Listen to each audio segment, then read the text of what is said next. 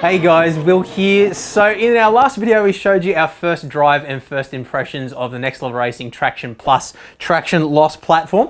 And while overall the experience was actually really cool and actually surpassed my expectations in a lot of ways, we did run into a couple of little problems when it came to motion compensation, particularly around, the fact that we're running big screens here that aren't attached to the platform. And there were a couple of questions out of the back of that video. The first one was, why don't you have the screens attached to the same platform? The reason for that is quite simply that it exceeds the weight limit. So the Traction Plus platform is only good for 235 kilos.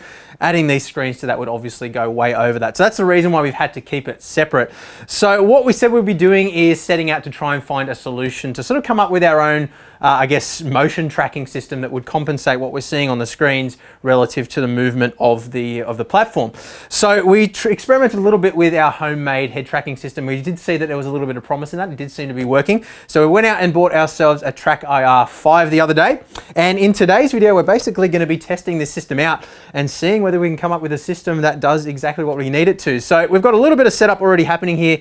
You can see we've got the TrackIR5 receiver sitting up on top of the screen there. It's basically just an infrared receiver. So there's a couple of different tracking systems that we have. You can see we've got our Festivus pole up here with the with the standard clip, which is basically just some infrared emitters on the front. And then we also have this handy little guy here that you can actually clip onto your hat.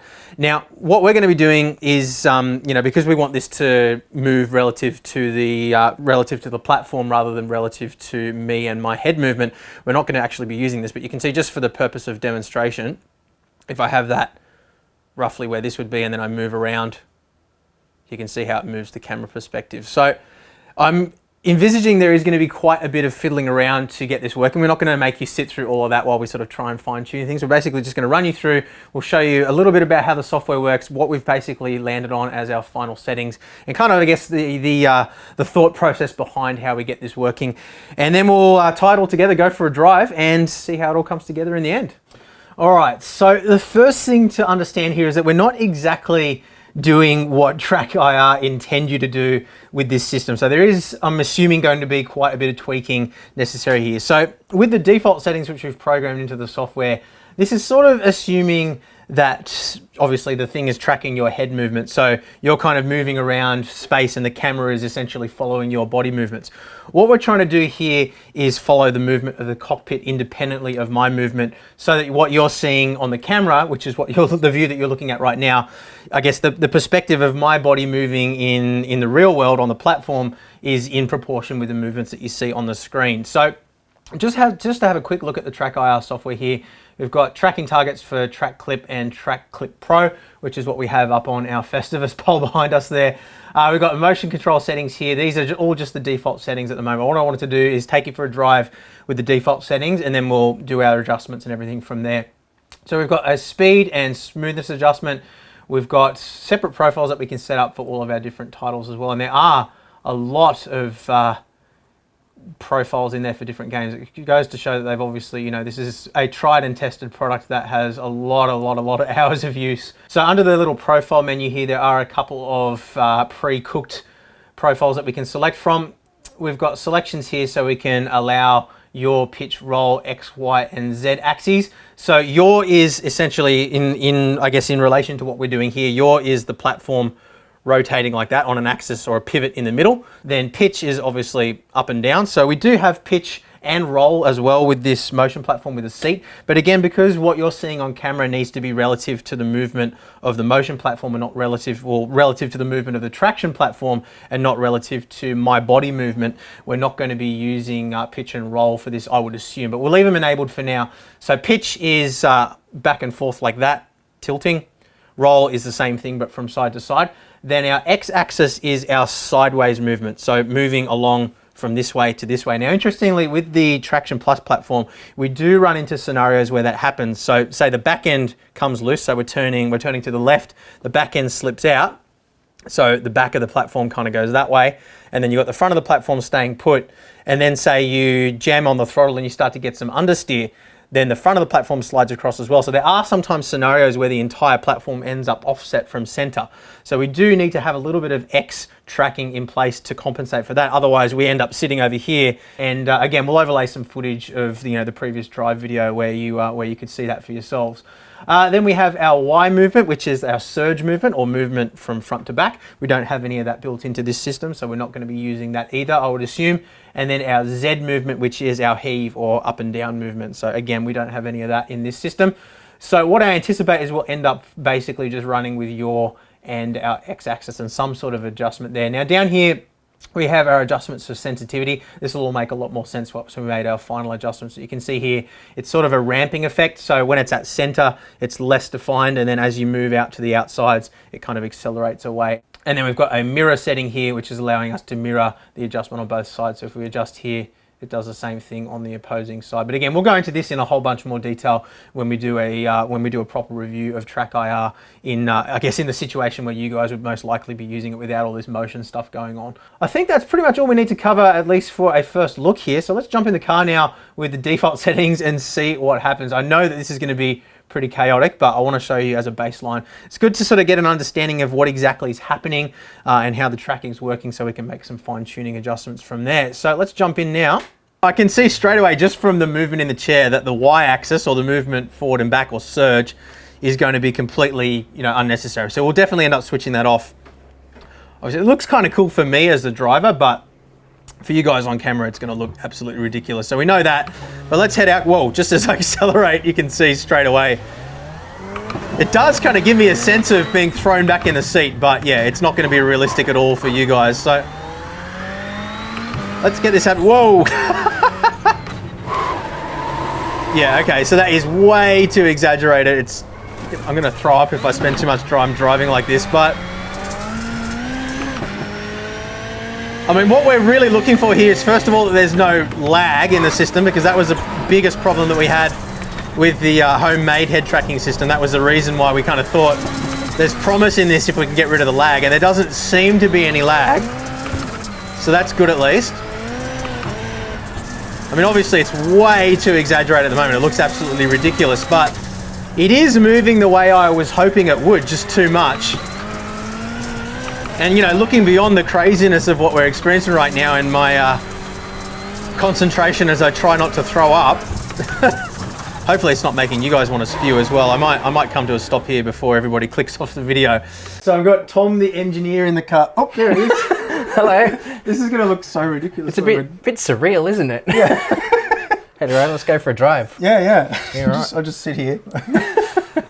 So what did you think when we were? What could you kind of see on the screen and stuff while I was driving before? Well, I mean, it works. Yeah, that's the main thing. Yeah, we could see that it works. It was completely exaggerated and stupid. Yeah. But it works. It was smooth, and it was doing the right kind of motions. Yep. So yeah. Okay. So what do you? Obviously, we need to switch off pitch and roll. So we've figured that out already. Yeah. Yep. Y, which is our forward and back.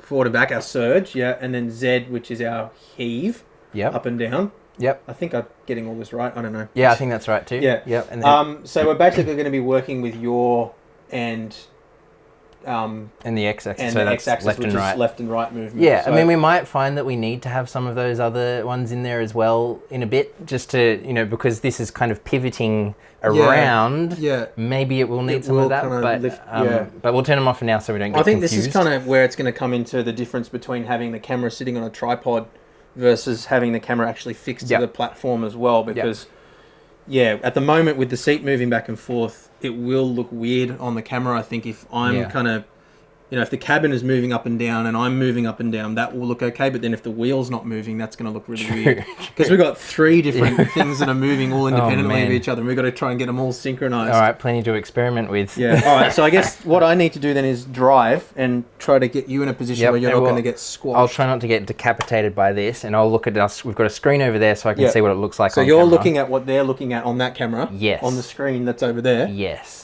So I'll hide behind you here. All right, so the plan is I'm just going to drive and Tom's going to have a play with the settings. So I think X is overwhelming me at the moment. Yeah. As you just flew out the side of the car, so I'm just going to turn it off completely. Yep, okay. well, immediately I kind of feel a little more comfortable. So let's see what your is doing on its own. Yeah, I think it's probably best to try and isolate the individual components first. Yeah. And see how they... Now, do you have a sort of a live view on the screen? Can you actually see the input? Yeah, we can see here that number that's sliding across. Okay, yeah, so that's probably going to be a good help because that'll tell you where... Yeah, if we want to sort of taper it down towards the outside or towards the inside or something like that. Anyway, how does this feel to you now?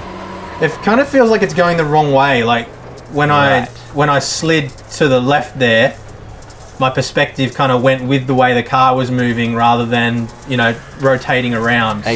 So it felt like it needs to be inverted or something. Okay, so I guess the X was compensating for that. Yeah. But if we just hit invert. Whoop, there we go. All right, I've got to make sure okay, now I will invert your. Whoa. Okay.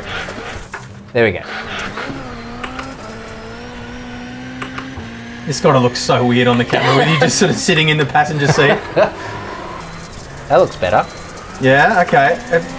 To me, it still looks a little too exaggerated. Like the dash is kind of moving off from where it needs to be, like there, for example. Yeah. But it definitely feels like it's doing the right thing. Yeah, okay, and that's with no X-axis at all. Okay. So that's just your... Yep. So I'm curious about how this is tapered.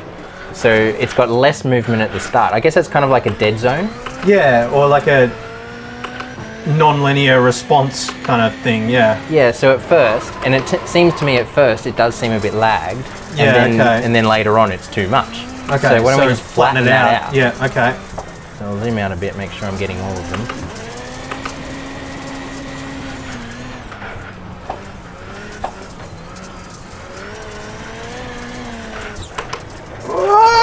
Oh yeah. I'm careful I don't squash you. Gee, I think I'm going to spew soon. Yeah. This is trippy, man. Okay, and we'll get rid of our dead zone. Whoa! Hey Senka, you dead? Yeah, man. Oh. There's a wall there. Try not to break these ones straight away. Yeah, that'd be good. Wow. Whoa! I did exactly the same thing. That looked pretty good though. Did it? Okay. It it looked okay to me, I think. And I was kind of, most of my attention was going into not crashing. Yeah. So I've made the line much more linear. Okay. There's a few little bumps in there, but... Well, okay, yeah. See, that still went way too far. Okay. Can we, like, if we squish the whole thing in, does that... That'll limit how much limit the scope of movement? Yeah. Okay, that might be what we need. Okay. Bring them all... Yeah, okay, that's still way too much. You're on your at the moment? Okay. Yep, I'm on your... I should probably just let the engineer do his job. Yeah, man. Ah! Yeah, like it's really hard. Like if it's not exactly right, it really is hard to drive because it just feels really unnatural. It tricks your brain into thinking you're doing things you're not. It makes the traction platform counterintuitive rather than intuitive. Like it gives you the wrong message. Yeah.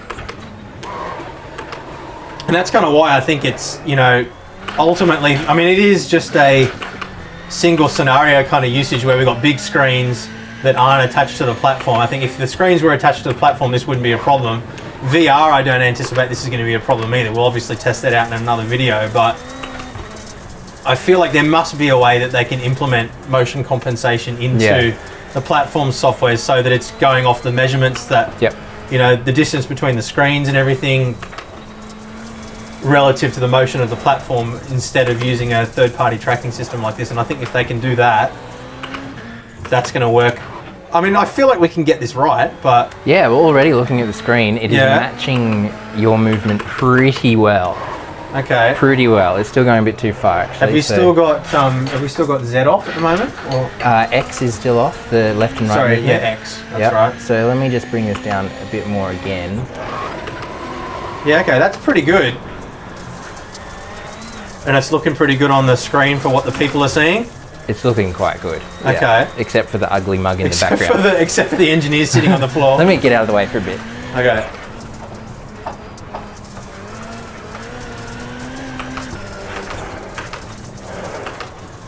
Yeah, it's feeling a lot more natural to drive now. I'd say it's working. Okay. Definitely working. It's just a matter of really... Come back in here. It's just really a matter of Really fine-tuning it. Yeah, okay. So what happens if we let's turn on the X-axis again? Okay. So watch out, you might fly out the window. Yeah. Whoa! Hello. Hey! Okay. Bring that down for you. Yeah.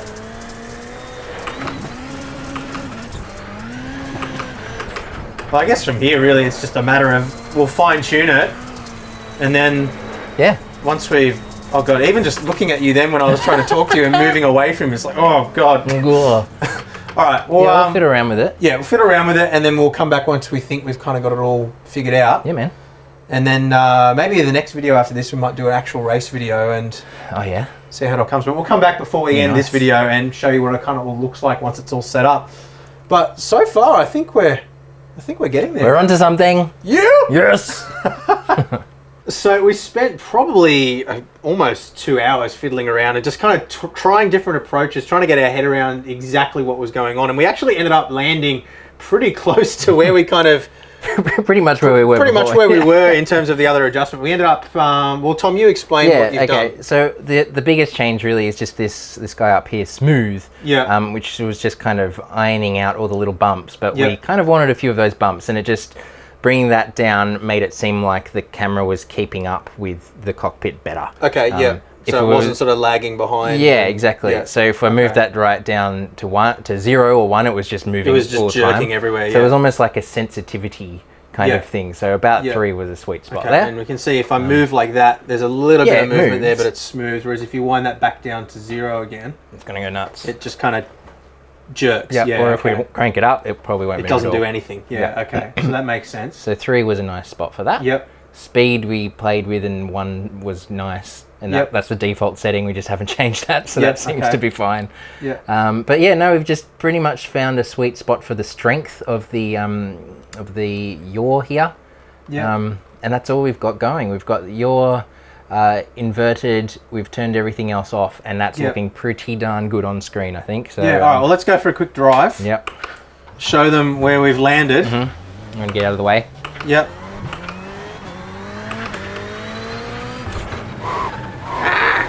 Whoa! So yeah, my sort of benchmark has been looking at this bit of profile sticking out here. Yeah. And seeing how it's matching the cockpit of the car. Yeah. Whoa! Holy shit! Whoa! That was awesome. Maybe we try again. That was so good. That was genuinely terrifying. It really it looked so good on screen. Did it? Oh my god. Right, try again. Try again. We're trying to make a serious video here, okay? Yes, we're professionals. Stop crashing. Alright. So as you were saying, That's what I Tom... was saying. I was trying to match up this bit of profile with the cockpit. Yeah. And that was kind of my reference when getting the strength of the movement. Yeah, okay. And it's working pretty well. So if you hang the tail out around here, you should see. I'm scared to flip again now. Yeah. Well, that looks like, from the driver's eye perspective, that looks great. Like, that's very comfortable. Yeah. It doesn't feel weird. It doesn't feel floaty. It kind of just all matches up really nicely. I'm kind of getting that stereoscopic effect going on as well, where because I'm rotating around the hood of the dashboard, it kind of looks three-dimensional instead of just being on a two-dimensional plane. So it's definitely adding to the immersion of the driving experience as well on top of it. And obviously the primary objective here was getting it looking good on camera, but it is also making the driving experience better as well, which is great. So Yeah. Okay. So my big concern now is Yeah. when the cockpit goes towards camera, right, you look like a giant, okay, and when yeah, it moves away, you look like a midget. okay, because- that's not ideal. No, but it's not terrible. Yeah, I can't really see it while No, I'm you won't be driving able to like this, see. But especially when you come towards me okay, here, yeah, I can see it a bit there.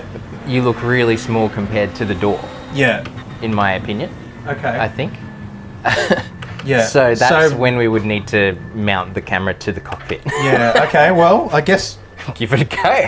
we'll try some way of mounting the camera to the actual rig now, I guess, and see whether that kind of works. I don't know. I kind of there's so much going on now that I don't really know where the sweet spot's going to be, whether it's going to look better kind of having the camera look like it's on a gimbal and everything's kind of moving around it, or whether it's going to look better having it look like the camera's fixed and then the screens are moving. I think it's going to be better with the camera fixed onto the rig. Moving on the rig. All right. But let's find out. Let's give it a try. All right. So we've been through about probably 3 or 4 iterations now of our camera mount. If you come in and have a closer look now, what we've done is essentially build a nice solid arm here with 2 points of contact. So we've got a bit of rigidity there. And we started off with a piece of 40/40 profile. We found that it was twisting quite a bit. And what that was causing was a bit of oscillation, I guess, for want of a better term, in the camera here. So it was fine until you started moving around a lot, and then you'd start to get a resonant frequency happening and the camera would start shaking and it just started to look kind of crappy. So we went through a couple of redesigns and came up with this way over-engineered solution, but I guess it isn't really over-engineered because it works. So it's done the job, but we feel like we've got it to the point now where everything's kind of just working. So let's jump in for a drive. We'll take the Fiesta out on the dirt track again to sort of give you a worst case scenario kind of view on what it looks like. And then we'll jump in the Porsche 911 Cup car around Interlagos and take you for a spin there as well to see what it's like on the road. And then wrap things up. All right, let's head out here. Have a look.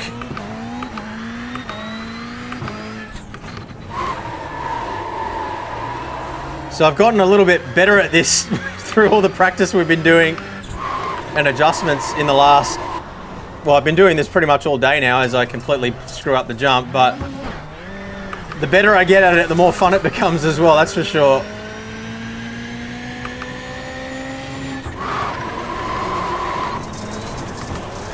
But I'll just let you guys watch. I'm not going to say too much. What I'd love from you guys is let me know in the comments if you sort of spot anything that you think can be improved, because obviously this is most of today's effort has been, you know, trying to improve things for you guys so it looks the best it can for you. It looks, you know, from my driver's perspective, it looks fine, but it kind of looked okay before.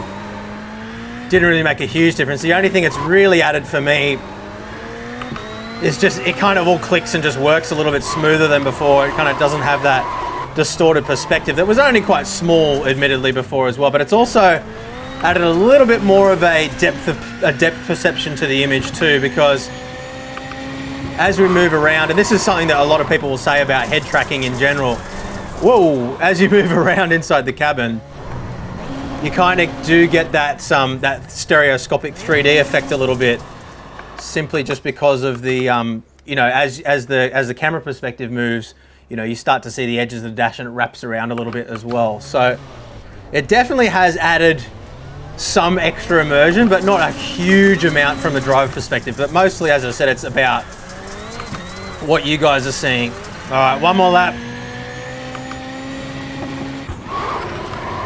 I know last video I kept on saying one more lap for about 8 laps, but I mean it this time.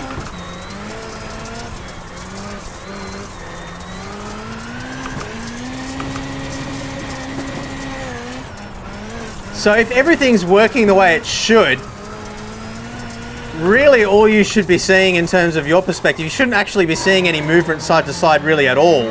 I mean, you're going to see a little bit, but really the only impact that you guys should be seeing on that side camera view is just when I, you know, get thrown about in my seat, kind of like you would see in a real life view of somebody kind of being chucked around in the car. And like if I hit a wall, we might actually do that. I'll hit a wall so you guys can see. You'll sort of see me get jolted in the seat. And that's really, you know, it should be pretty much the only perception you have on camera, at least, that, you know, that I'm moving around to the extreme that I am, because otherwise it just kind of looks like the seat's broken and everything's kind of flopping around inside the car. So we'll smack it into a wall here as we go around this next turn.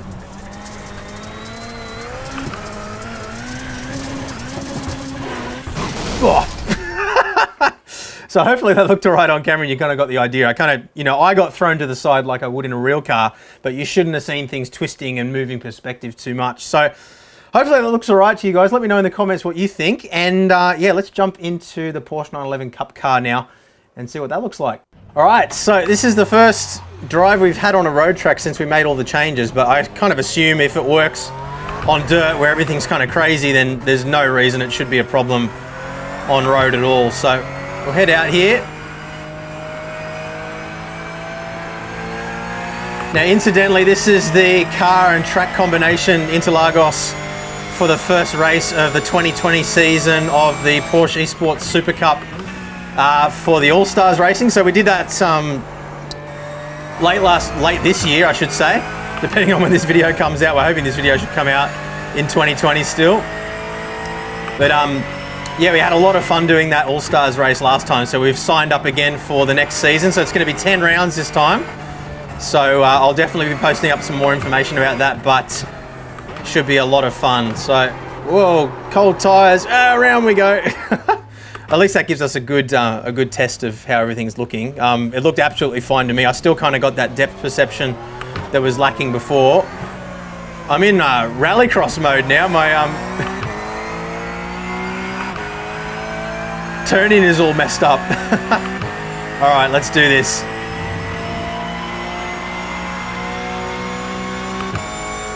So yeah, kind of, I mean, although the movements are subtle, it feels like everything's kind of just falling into place and everything's kind of just working now. Whereas before, whoa, big lock up again. Before, it just kind of didn't feel quite right with the triple monitors. And remember again,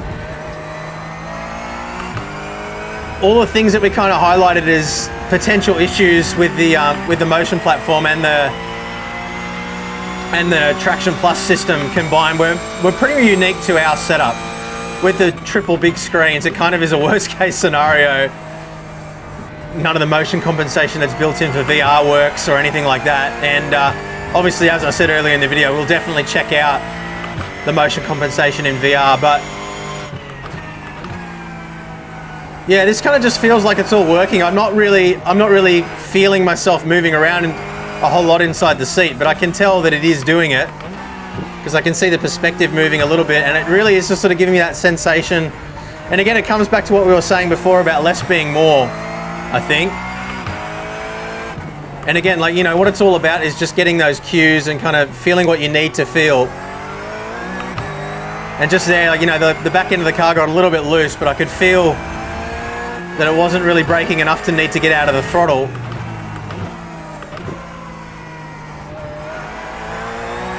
All right, we'll do one more lap, I think.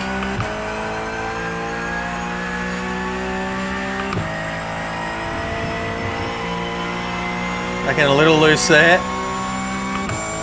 And I'm genuinely sort of feeling it in the seat of my pants, which is something that I've never really felt in a sim before.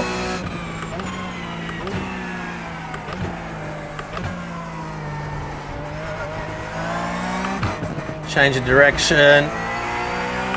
Now this corner is tricky because the back end does tend to want to break away from you a little bit as you come out. It was okay that time though.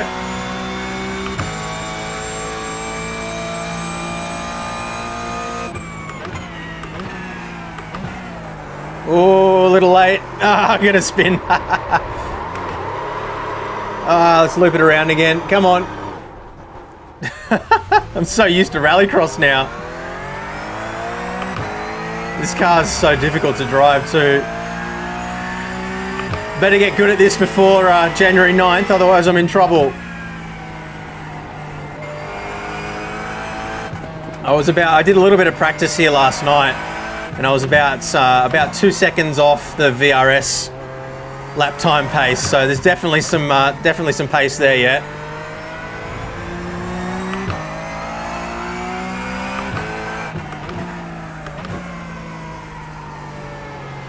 All right, do one more lap, seeing as we screwed that one up.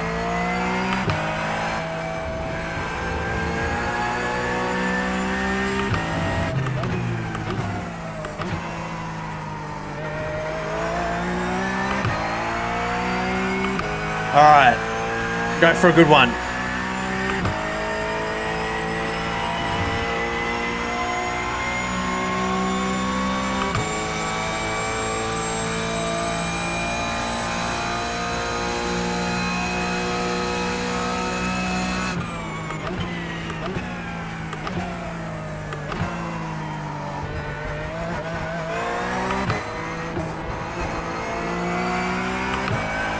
Try to keep in the power, got to lift off a little bit.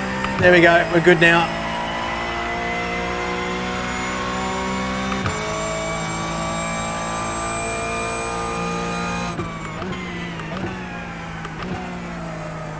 That's better.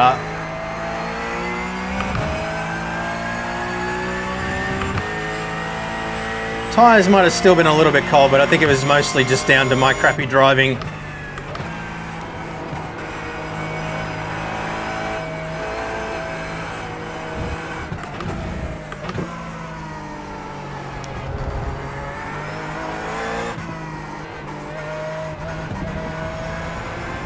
It's a good track to test it as well because of the nice sweeping turns.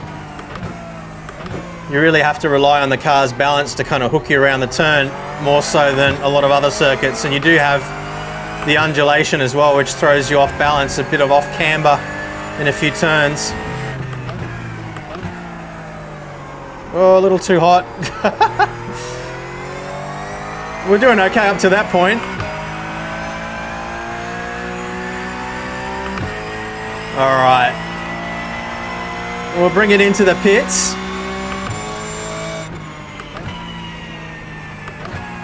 And yeah, wrap things up. We had a bit of a chance to have a look at some of the footage from the dirt track before, and yeah, I'm happy with the way it's looking. I think there probably still is a little bit of fine tuning to do there, but I mean, that's always going to be the case. So we'll probably, you know, come back in a year's time and have it absolutely nailed, but it's always going to be a bit of a work in progress. But I think, you know, we've proved, at least in concept, that it's all working, and you know, I'm really happy with the result.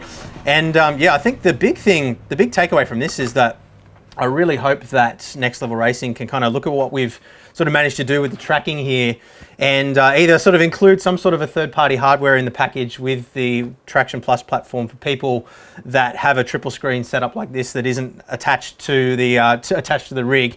You know, this is something that is going to be beneficial for people with smaller triple screens as well. So it's not just for people with big screens. It's basically anybody with a triple screen setup, or even a single screen setup for that matter, that doesn't have the screens actually physically attached to the platform and moving in unison with everything else. So either that or some sort of a system. And like we said in the last video, I feel like there must be a way that we can implement through software to have this sort of motion compensation happening purely just off knowing the position of the platform in space relative to the measurements of the screens. And that should be pretty much all that's necessary. We know it works in VR.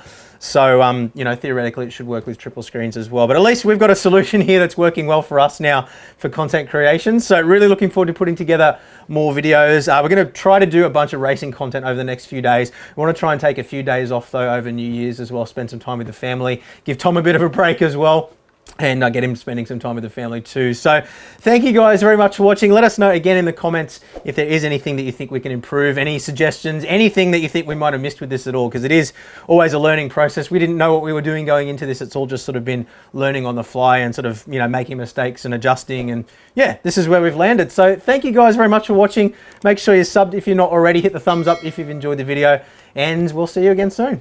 Bye.